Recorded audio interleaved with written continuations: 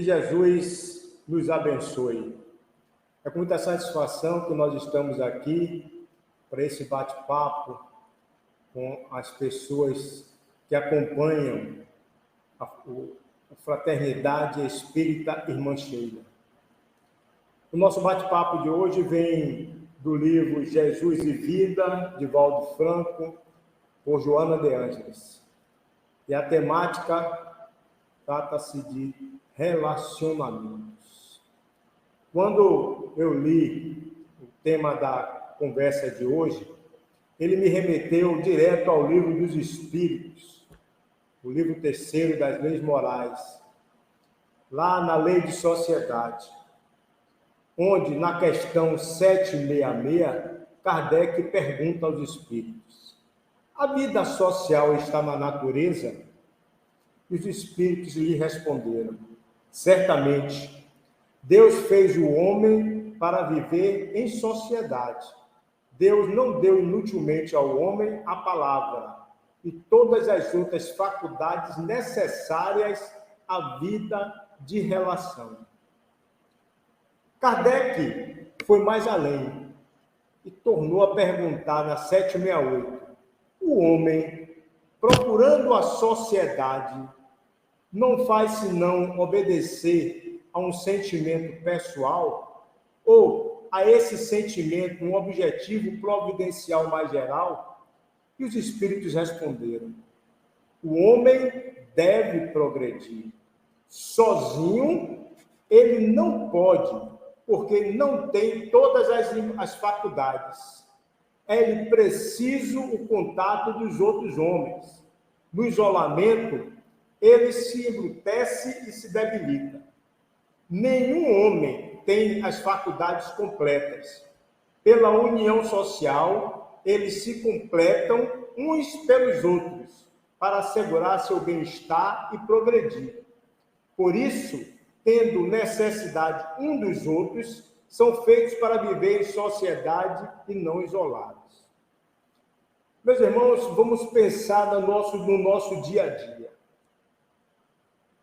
Nós começamos a nossa vida precisando do professor para poder aprender a ler, a escrever.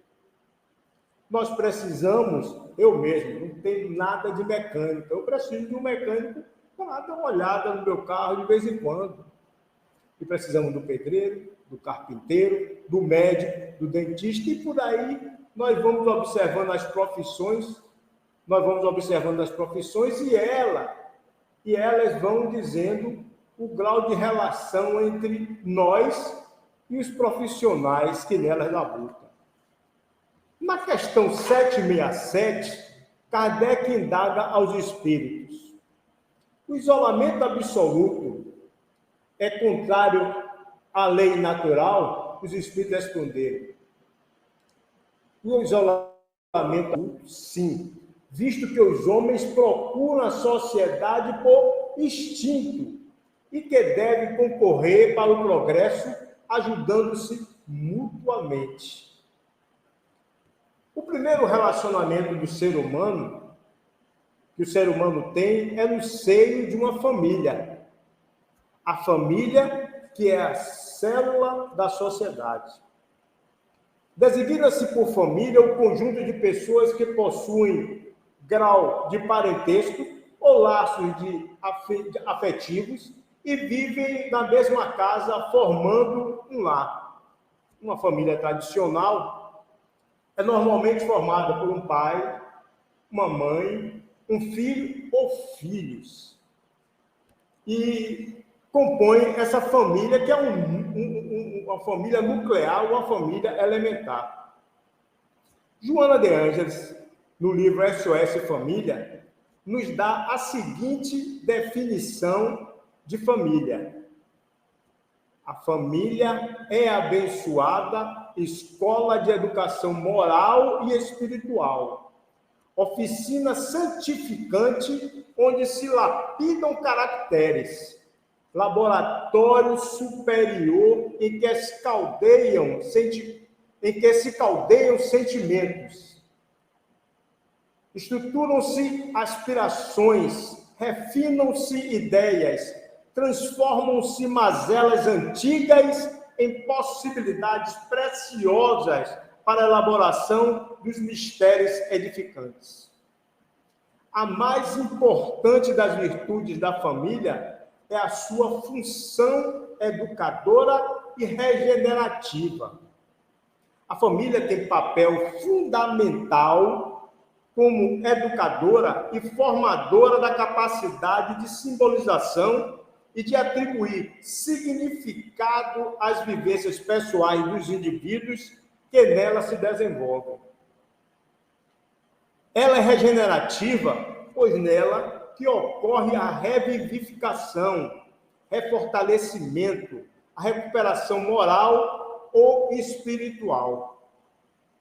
Joana ainda nos ensina no livro SOS Família que a família tem suas próprias leis, que consubstanciam as regras de bom comportamento dentro do impositivo do respeito ético recíproco entre os seus membros, favorável à perfeita harmonia que deve vigorar sobre o mesmo teto em que se agasalham os que se consorciam. Essa passagem, esse ensinamento de Joana, me recorda da minha infância, em que nós tínhamos o horário para acordar e o horário de dormir. Nós tínhamos o horário de levantar, o horário de estudar, o horário de brincar. Dentro da família, nós aprendemos a ser disciplinados com nós mesmos, com a nossa vida. Coisa simples, coisa simples. A escovação do dente. Aprendemos na família os horários que devemos escovar os dentes. Levantar após as refeições, antes de dormir. E aí nós vamos sendo disciplinados, estamos sendo moldados pelos nossos pais de como nós devemos nos comportar diante da sociedade. No Evangelho segundo o Espiritismo, no capítulo 14, item 8, encontramos, há, portanto, dois tipos de família. A família pelos laços espirituais e as famílias pelos laços corporais. As primeiras, duráveis, fortalecem-se pela depuração e se perpetuam no mundo dos espíritos, através das diversas migrações da alma. As segundas, frágeis como a matéria, extinguem-se com o tempo e muitas vezes dissolvem-se moralmente já na vida atual.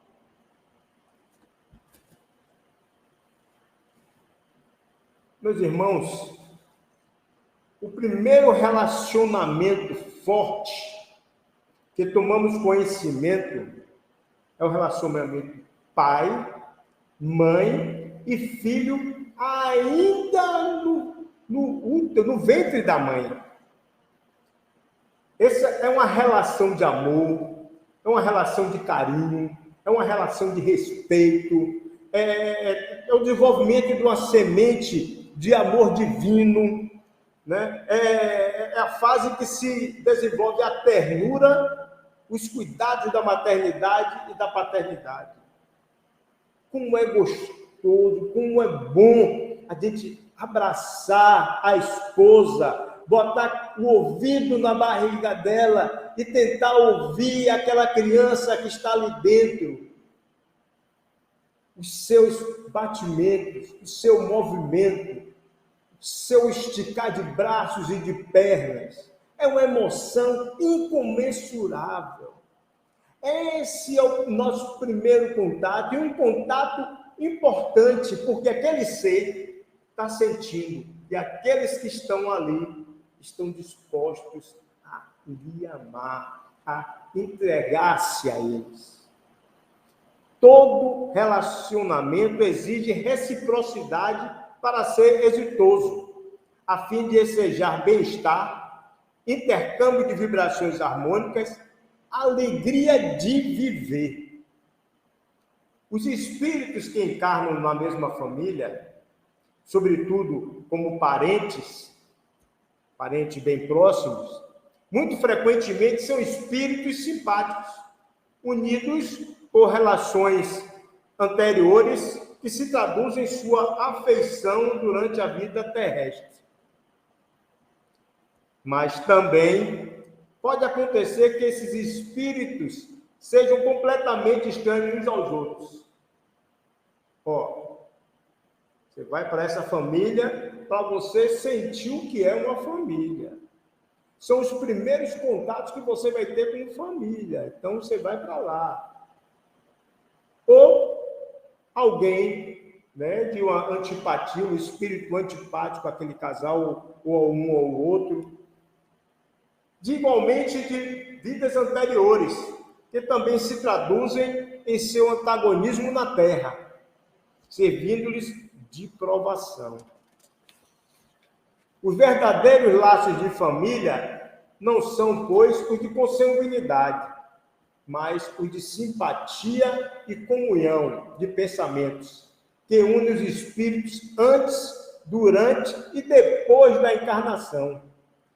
Do que se segue que dois seres nascidos de pais diferentes podem ser mais irmãos pelo espírito que se fosse pelo sangue. Quem é que não tem um amigo na qual nós trocamos ideias, trocamos confidências, é aquele verdadeiro parceiro para tudo, a família dele e a nossa família são entrelaçadas. Por que não tem esse amigo? Podemos nos atrair e procurarmos para com prazer, trocar os nossos prazeres juntos, enquanto dois irmãos consanguíneos podem repelir-se, assim como se vê todos os dias. Um problema moral que só o Espiritismo poderia resolver da pluralidade das existências. Irmãos que não se falam. Eu tenho conhecimento de irmãos que não se falam e a gente já tentou de tudo para fazer a união desses dois espíritos. Mas eles não se falam, não. Desde criança, e não tem. Aí só a pluralidade das existências para fazer com que um dia eles possam se encontrar e se entender. Deus permite que nos reunamos em família para que possamos ter dois grandes aprendizados. E um primeiro é enfrentar o egoísmo e o segundo é exercitar de forma constante o perdão. Então, nós temos dois grandes aprendizados quando nós estamos dentro da família. No livro Luz do Lar, de Chico Xavier, escrito por espíritos diversos, no capítulo 32, nós vamos encontrar uma lição linda passada pelo espírito Hilário Silva, chamada de solução natural. Eu vou aqui dar uma lida para que nós possamos entender essa história linda. Os espíritos benfeitores já não sabiam como atender a pobre senhora obsidiada. Perseguidor e perseguida estavam mentalmente associados à maneira de polpa e casca do fruto. Os amigos desencarnados tentaram afastar o obsessor, induzindo a jovem senhora a esquecê-lo, mas debalde. Se tropeçava na rua, a moça pensava nele. Foi o obsessor. Se alfinetava um dedo em serviço, atribuía-lhe um golpe. Foi ele que empurrou a agulha. Se o marido estivesse irritado, dizia-se vítima do verdugo invisível. Se a cabeça doía, acusava-o. Se uma xícara espatifasse no trabalho doméstico, imaginava-se atacada por ele. Se aparecesse leve dificuldade econômica, transformava a prece em crítica ao desencarnado infeliz. Reconhecendo que a interessada não encontrava libertação por teimosia, os instrutores espirituais ligaram os dois, a doente e o acompanhante invisível, em laços fluídicos mais profundos, até que ele renasceu dela mesma, por filho necessitado de carinho e de compaixão. Os benfeitores descansaram, o obsessor descansou, a obsidiada descansou, o esposo dela descansou. Transformar obsessores em filhos com a bênção da providência divina, para que haja paz nos corações e equilíbrio nos lares. Muitas vezes é a única solução. Hilário Silva. Imaginemos, meus irmãos, quantos não nasceram em famílias assim, precisando do amor, precisando da compreensão. Numa família, nós exercitamos sempre e com constância o perdão. Na família, nós trabalhamos o enfrentamento, o combate ao egoísmo. À medida que se fortalece os laços de família em relação à criança, expande-se o campo de relacionamento, ensejando-lhe melhor entendimento em torno da vida, que é feita de fatores conjugados em reciprocidade de contribuição, graças à qual é possível o procedimento existencial. O campo de relacionamento abre. E aí, eu me lembro da minha infância, eu brincava com meus amigos que moravam próximos da minha residência. O jogo de futebol, os passeios, a ida à praia, a ida ao clube. Éramos muito unidos, inclusive alguns estudavam na mesma escola, para facilitar esse nosso entendimento, essa nossa relação, esse nosso relacionamento. Depois surge o relacionamento social na escola, ou seja, nós vamos dar continuidade àquela relação que nós já tínhamos formado na rua onde morávamos, no prédio onde morávamos, no conjunto habitacional, que antigamente era conjunto habitacional, hoje mudou o nome mais bonito para condomínio, né? Uma coisa muito mais pomposa, muito mais... Né? Condomínio, o condomínio, antigamente era conjunto habitacional mesmo. E nós nos reuníamos na escola. E lá nós vamos buscar fortalecer ou não a segurança do apoio da amizade. E conforme as respostas da convivência também com os adultos, com os professores, com os funcionários da escola, com os pais dos colegas, com os outros colegas que foram surgindo, nós vamos aumentando o nosso leque do relacionamento social, vai abrindo espaço mais ainda no nosso relacionamento social. Abrindo aqui um adendozinho. Os animais irracionais irão agir conforme a orientação dos pais deles, visando alimentação, preservação da prole, preservação da espécie, demarcação da área, o cão e o gato que demarcam o seu território dentro da sua casa. Depois, os pais os deixam por conta própria. Agora segue.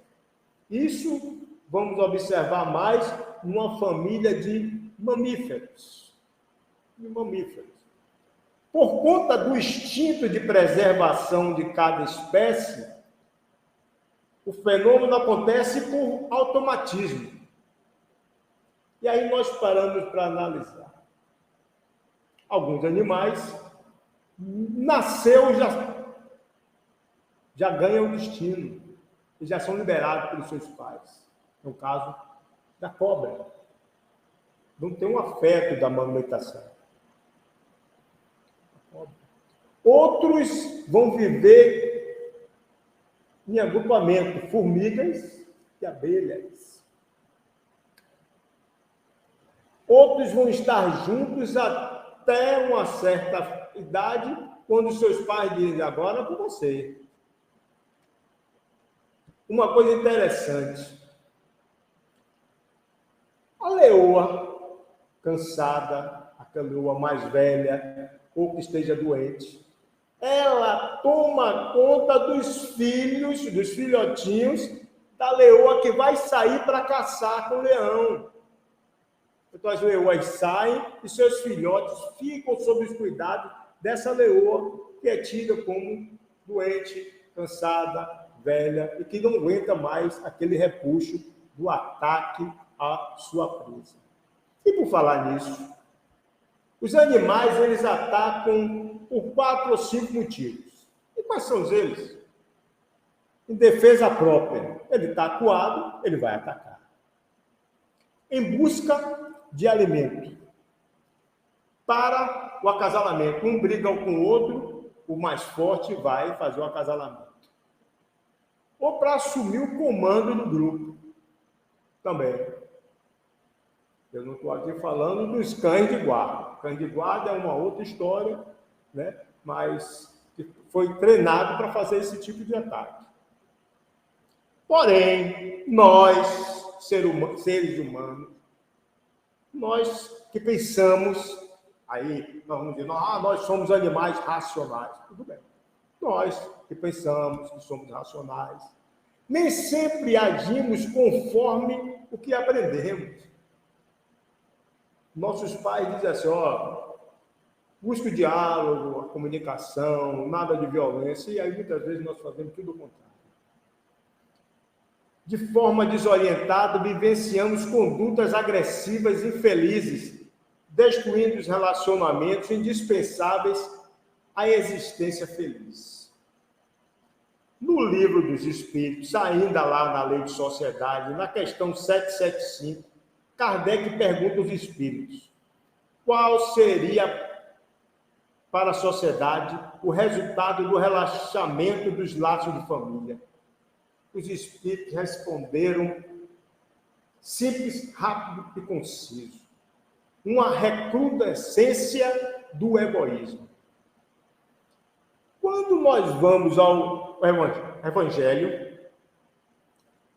na primeira carta de Paulo, na primeira epístola de Paulo a Timóteo, no capítulo 5, versículo 8, Timóteo já tratava sobre esse assunto com os irmãos que acompanhavam. Mas, olha o que ele diz, mas se alguém não tem cuidado dos seus, e principalmente dos da sua família, negou a fé, e é pior que o infiel. O nosso irmão Emmanuel, ele, no livro Palavras de Vida Eterna, na lição 107, Compaixão em Família, como é de hábito, como é que nós sabemos que é de costume do irmão Emmanuel, pegar um trecho do Evangelho e trazer um esclarecimento melhor. Ele produz, né, a sua interpretação linda em cima daquele versículo. Nesse caso, nesse versículo de Paulo, no capítulo 5, versículo 8, ele diz o seguinte: são muitos assim, descarregam primorosa mensagem nas assembleias, exortando o povo à compaixão, bordam conceitos e citações, a fim de que a brandura seja lembrada. Entretanto, no instituto doméstico, são carrascos de sorriso na boca.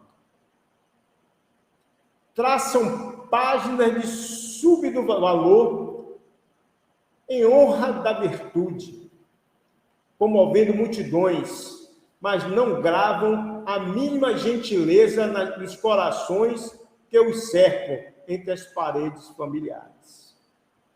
Promovem subscrições de auxílio público em socorro das vítimas das calamidades ocorridas em outros continentes, transformando-se em titulares de grande benemerência.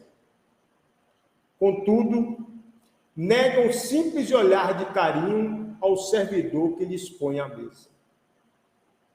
Incitam a comunidade aos rasgos de heroísmo econômico, no levantamento de albergues e hospitais, disputando créditos publicitários em torno do próprio nome. Entretanto, não hesitam em exportar no rumo do asilo o avô, o pai, a mãe. Esse aí eu estou acrescentando, pai e mãe eu acrescentei. Menos feliz que a aprovação expõe à caducidade. Não seremos nós quem lhes vá censurar semelhante procedimento. Toda migalha de amor está registrada na lei em favor de quem emite. Mas vale fazer bem aos que vivem longe que não fazer bem algum. Ajudemos sim, ajudemos aos outros, quanto nos seja possível. Entretanto, sejamos igualmente bons para com aqueles que respiram em nosso hálito, devedores de muitos séculos. Temos em casa, no trabalho, no caminho, no ideal ou na parentela, as nossas principais testemunhas de quitação. Emmanuel. Que lição Emmanuel nos dá aqui? Nos chamando a atenção, muitas vezes, para aquilo que nós fazemos, achando que é normal. É normal a gente sair de uma casa espírita, dentro da casa espírita, meu irmão, meu abraço, meu beijo, como é que tá? Tudo bem? E aí, quando saímos do portão para fora, a gente não conhece aquele irmão do qual nós estávamos chamando de irmão lá dentro da casa. Quando encontramos na rua, passamos para o outro lado. Quantas vezes também nós destratamos aqueles que estão nos servindo, trabalhando conosco em nossas casas, recebendo aquele salário que nós pagamos, como nós tratamos eles mal. E muitas vezes agimos assim, como fosse uma coisa natural. Emmanuel chama-nos a atenção para a forma como nós estamos vivendo. E antes de fazer qualquer ato impensado, que nos recorremos a esse versículo do nosso irmão Paulo, do apóstolo Paulo, nesse versículo da Epístola a Timóteo. Vamos pensar nessas palavras, compaixão em família, capítulo 107, do irmão Emmanuel, escrito por Chico. A convivência em família nos ensina a deixar o egoísmo. Egoísmo que nos leva a buscar sempre o eu. Eu, em primeiro lugar, eu em segundo lugar, eu em terceiro, e quantas vezes puder, eu. Quando nós educamos os nossos filhos dizendo, não, você não é só você. Conversando com ele, tem você e seu irmão. Ah, mas eu só tenho um filho. Tem você e tem os outros. Olha as pessoas que estão aí fora. Seu nome é Jesus Cristo, muitas vezes passa fome, está morando debaixo das marquises. E nós muitas vezes passamos depressa para chegar à igreja. Assim diz uma canção de um padre, que me falha a memória agora. Pois é, nós temos que conversar com nossos filhos a fim de que ele veja que o egoísmo dele tem que ser depurado. Nós trabalhamos dentro de casa para que transformar esse eu em nós. A convivência familiar, ela ensina a abandonar a conjugação verbal na primeira pessoa do singular e nos ensina a conjugar os verbos na primeira pessoa do plural. Nós queremos, nós podemos, nós conseguiremos, nós nos amamos. Em qualquer relacionamento que nos encontremos, busquemos ser leal e honesto, não utilizando de recursos desprezíveis muitas vezes que objetivam resultados que supõem serem construtivos. No relacionamento marido e mulher, a sinceridade, o respeito, a honestidade, o diálogo, a lealdade tem que existir. Principalmente o diálogo franco e honesto. Esse relacionamento é muito importante. Em 1987, 88, estava recém-casado com minha esposa. 4 anos de casado. Nos casamos em 84. Em uma das palestras que ouvimos naquela reunião, ela falava justamente sobre isso. Honestidade, respeito, ser verdadeiro, não esconder nada um do outro e dialogar. A comunicação importante no relacionamento do casal. E o que a gente vê no dia de hoje? Um esconde-esconde de informações. O meu marido não pode pegar o meu celular. Aí a mulher dizendo, eu o marido dizendo, ela também não pega no meu, porque esse objeto é meu, é privado. Pois eu digo a vocês, não sou melhor do que ninguém. O meu celular, minha esposa pega, e o celular dela, eu também pego. Não tenho nada a esconder para ela, eu sou verdadeiro e ela é verdadeira para mim. Somos um. Não temos nada a esconder. Tudo é feito no diálogo. Eu me lembro quando os meninos ainda eram crianças, meninos, para nós, pais, avós, os meninos podem ter 50 anos, mas vão ser sempre meninos. Os meninos recebiam uma reclamação da mãe. Não adiantava me procurar. Se eu achasse que ela errou ou extrapolou em alguma coisa, nós conversávamos separados, os dois. Olha, você exagerou naquela conversa.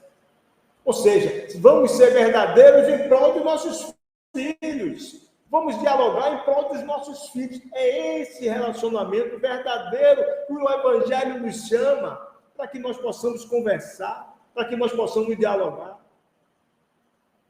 Minha filha, olha, teve um cortezinho no salário esse mês, a gente vai ter que apertar um pouco o cinto. Por que não dizer para ela? Aí daqui a pouco não se diz, e a dívida vai crescendo, vai se avolumando, quando está lá na frente, vai estourar a bomba, aí você vai avisar? Não. Nós temos que fazer um trabalho preventivo, e esse trabalho preventivo está-se na verdade e na honestidade. Somente a verdade preserva saudáveis os relacionamentos. A verdade entre o casal, a verdade entre os filhos. Os filhos têm que ser criados falando a verdade para os pais. E os pais têm que parar para ouvir os filhos. Por que eu digo isso? Porque algumas vezes os filhos nos procuram com dor no peito, dizendo: meu pai, eu preciso conversar com o senhor. Não pode ser depois não, porque agora eu estou fazendo alguma coisa importante. E hoje, com o celular, nós continuamos, e não damos atenção aos nossos filhos e netos que estão em nossa volta, pedindo ajuda. Nós não somos capazes de parar para ouvir eles. Então, nós precisamos ter uma relação saudável com os nossos filhos. A amizade é fator essencial em qualquer tipo de relacionamento, por caracterizar-se pelo desinteresse pessoal, imediatista, ao influxo da disposição da convivência enriquecedora. Como é bom o relacionamento de amizade dentro de casa. Aquela amizade respeitosa entre pai, filhos, entre pais, filhos, né? Mãe e filhas, conversando. Tem assuntos que o filho precisa saber, mas ele não precisa aprender na rua, não. Ele precisa aprender em casa, com a fonte verdadeira. Aí nós reclamamos das fakes que estão sendo rodadas por aí. Se nós não estamos tendo uma relação sem fake dentro de casa, nós precisamos dessa relação sem mentira, uma relação verdadeira com a nossa família. À medida que se estreitam os laços de amizade, podem surgir outras expressões de afetividade. Por exemplo, quantos casais não se formaram através do estreitamento da amizade? Estreitamento esse que foi ficando cada vez mais forte, mais honesto, mais direto um com o outro, que terminou no matrimônio.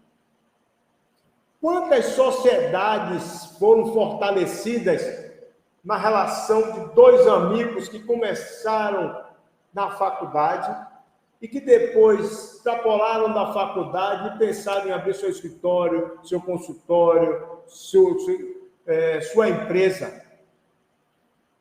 Uma relação que se estreitou e que ficou enriquecedora e que ficou fortalecida, se constituiu em uma verdadeira família. Nos relacionamentos sociais, lamentavelmente, quase sempre que predominam a mentira, a bajulação em referência aos poderosos, a submissão e falsidade. Hoje nós temos relações sociais de todas as formas. Instagram, Face, WhatsApp, telefone. Olha com a relação que nós estamos tendo, mas temos que buscar uma relação sadia, uma relação pautada na leveza e na sinceridade, a fim de que aquela relação perniciosa não tenha espaço. Quantos de nós não tomamos conhecimento desse tipo de relação? Quantos de nós, um dia, não fomos prejudicados por um tipo de relação que pensou no seu engrandecimento e esqueceu do companheiro, do amigo? Não é amizade. Porque a amizade tem que ser verdadeira. A amizade tem que ser pura, sem egoísmo.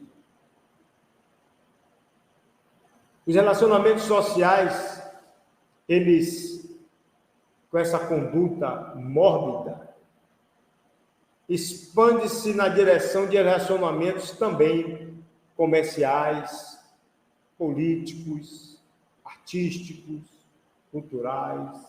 Quantas histórias nós não tomamos conhecimento dessa conduta que prejudica? Um dia eu ouvi, Bem lá atrás, o político até já morreu, né? Já desencarnou, se um dia vier me procurar, quem foi o político já desencarnou. Pois bem, ele disse assim, em política, meu filho, nós não podemos ser tão amigos ao ponto de um dia não nos tornarmos inimigos. Nem tão inimigos a um dia não nos tornarmos amigos. Que relação é essa? Se nós estamos falando de uma relação de respeito, de uma relação de verdade, de uma relação de sinceridade, e nós ouvimos isso,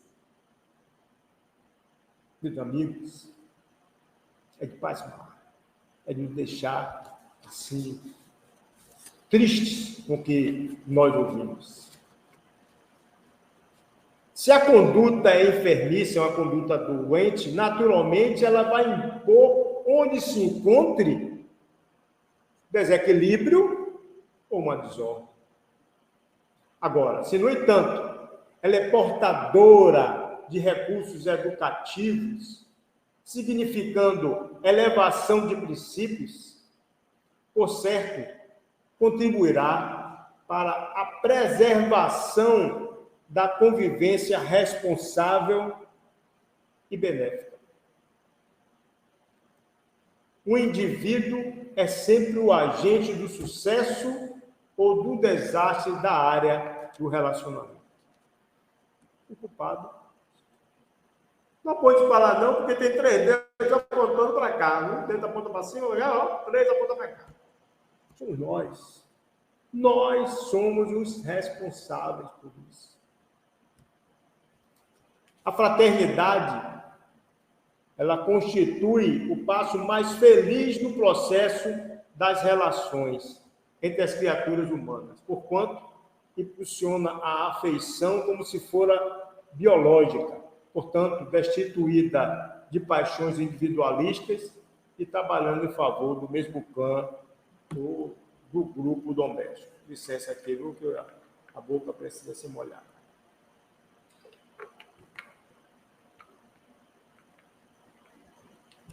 É certo, nós sabemos bem disso, que no lar, muitas vezes, nós não vamos encontrar espíritos afins. Todos nós somos espíritos simpáticos que estamos aqui. Não, não é bem assim. Nós já ouvimos isso. Nós vamos encontrar espíritos que foram colocados pela própria espiritualidade benéfica para o engrandecimento da família, para o enriquecimento espiritual da família e para esse enriquecimento também daquele espírito que foi colocado em nossa casa. Para que ele possa aprender, para que ele possa enxergar como é o comportamento em família, e que muitas vezes ele não teve isso nas vidas anteriores. E se teve, ele foi deformado, em vez de ser formado, ele foi deformado. E aí, eles vão ser trabalhados para que eles sejam capazes de uma comunhão de pensamentos, para que eles sejam capazes de ter o mesmo ideal daquela família. Muitas vezes, a luta é tão acirrada dentro dessa família que eles não conseguem se entender, porque eles são devorados pelo ódio. Um dia um amigo meu falou assim: pense no botijão de gás. A mágoa é aquele escapamento que o gás tem, o botijão de gás tem, e que nós mesmos, muitas vezes, resolvemos em casa. É a borrachazinha que está precisando trocar, a válvula que precisa trocar, e nós resolvemos. A raiva, a gente já precisa da ajuda do técnico. Vamos ter que chamar o técnico, porque esse vazamento aqui está muito grande e eu não estou conseguindo resolver. Aí o técnico vem, o operativo vem e resolve. E o ódio?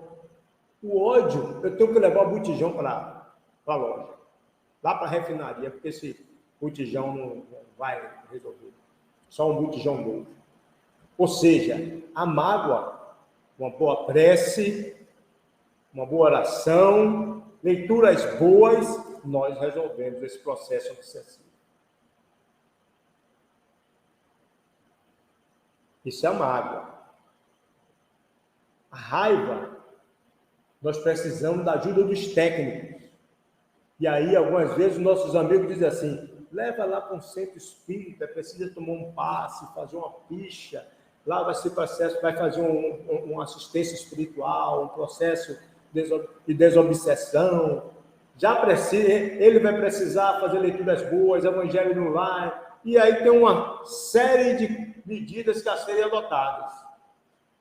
Mas o ódio, todas essas medidas nós iremos adotar, mas se o espírito não se modificar, nenhum nem outro obsessor e vítima não se modificarem, vai acontecer como na história do Hilário.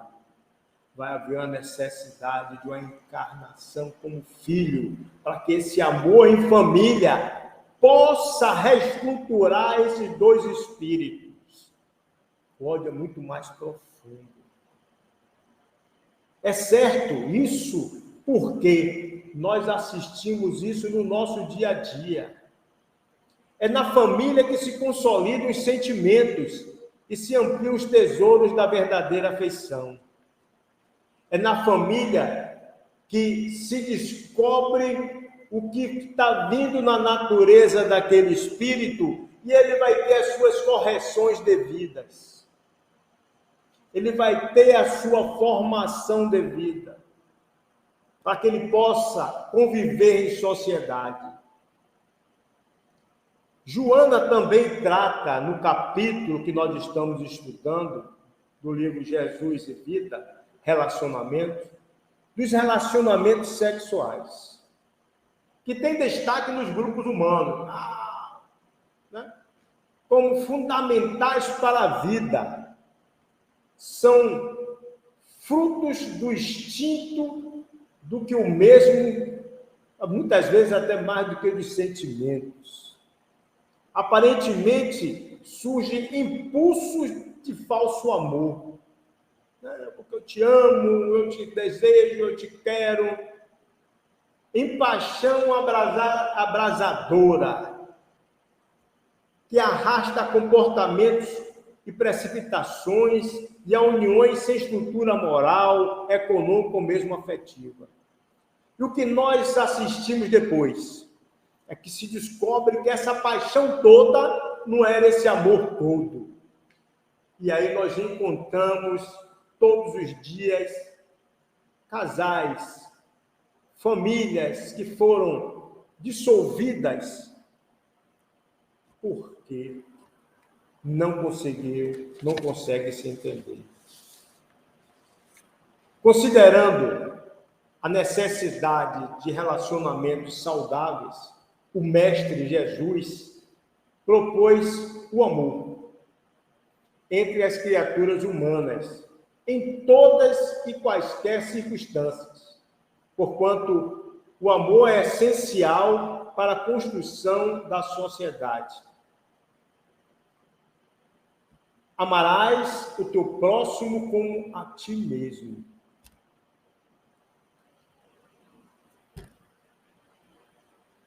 Quem é o nosso próximo, Senhor? E aí ele fala da passagem do bom samaritano.